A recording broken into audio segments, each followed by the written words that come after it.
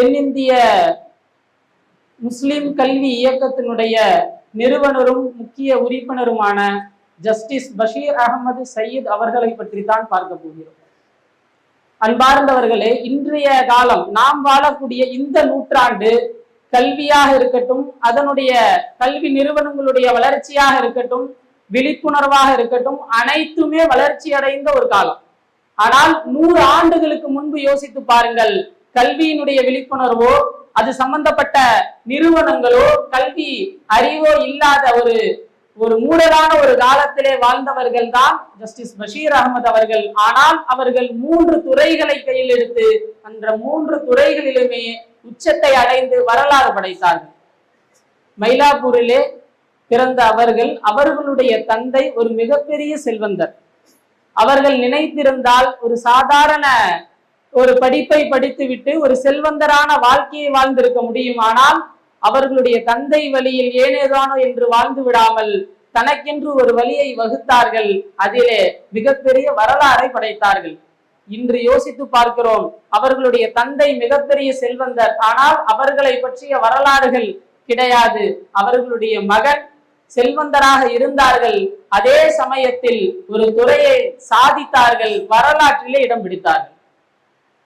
தன்னுடைய வாழ்க்கை நீதித்துறையில் செல்ல வேண்டும் என்பதை தீர்மானித்த ஜஸ்டிஸ் பஷீர் அகமது அவர்கள் 1925 சட்டத்தை முழுமையாக படித்து முடித்து சென்னை உயர் நீதிமன்றத்தினுடைய வழக்கறிஞராக தன்னை பதிவு செய்து கொள்கிறார்கள்.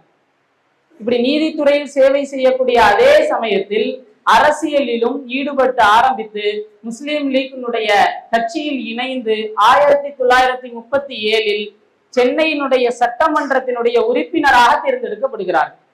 இப்படி பொதுப்பணி அதே போல நீதிப்பணி என்று 2 துறைகளிலுமே சிறப்பாக செயல்படுகிறார்கள்.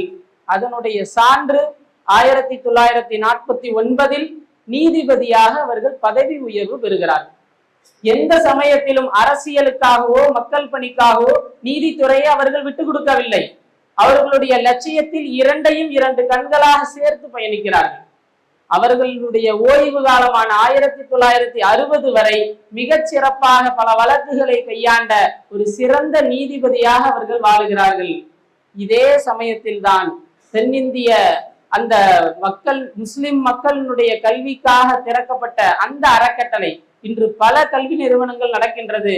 அதனுடைய ஆரம்பமாக 1955 இன்று சென்னை சேனாம்பேட்டையில் நடைபெற்றிருக்கக்கூடிய SIET மகளிர் கல்லூரியை இவர்கள் தான் நிறுவினார்கள்.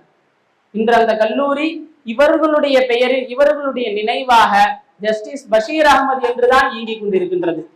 அன்பார்ந்தவர்களே, தமிழ்நாடு அரசு இவர்களை கண்ணியப்படுத்தும் விதமாக இவர்களுடைய பெயரையும் அவர்களுக்கு நிகராக அரசு வக்கீலாக பணிபுரிந்த பாஷ்யம் என்ற ஒரு வக்கீலினுடைய பெயரையும் இணைத்து அவர்கள் வாழ்ந்த சாலைக்கு பாஷ்யம் பஷீர் அகமது சாலை என்று பெயரிட்டு வரலாற்றில் நினைவுபடுத்தி கொண்டிருக்கின்றது.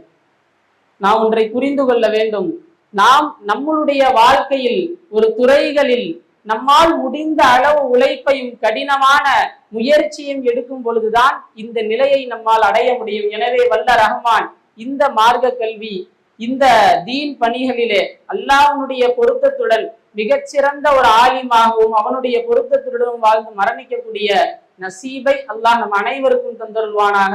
வாஹிரு தாவான் அனில் ஹம்துலில்லாஹி ரப்பில் ஆலமீன். அஸ்ஸலாமு அலைக்கும் வரஹ்மத்துல்லாஹி வபரகாத்துஹு.